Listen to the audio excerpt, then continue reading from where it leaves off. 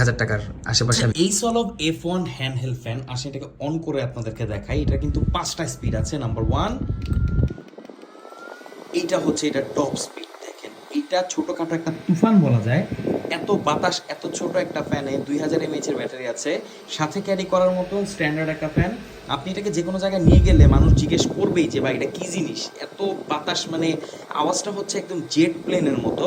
আর এটা বিল quality, design সব কিছুই ফিচারিস্টিক। এটাতে দুটো বাটন আছে, একটা দিয়ে কমাতে পারবেন, একটা দিয়ে বাড়াতে পারবেন। আর এমন না যে বাটনের প্রেস খেয়ে এটা বন্ধ হয়ে যাবে, কারণ এটার বন্ধ করার সিস্টেম হচ্ছে আপনি মাইনাস বাটনটি প্রেস করে হোল্ড করতে হবে, আবার অন করার জন্য প্লাস বাটনটি হোল্ড করতে হবে, দেন আপনি বাড়াতে পারবেন আপনার ইচ্ছা মতো।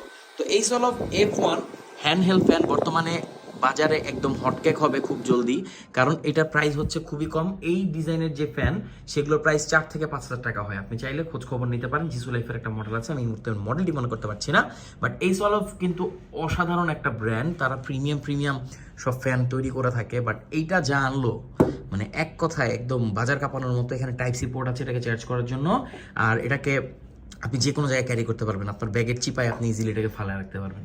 তো কেমন লাগলো এই সলাবের এই ফ্যানটি অবশ্যই কমেন্ট করে জানাবেন।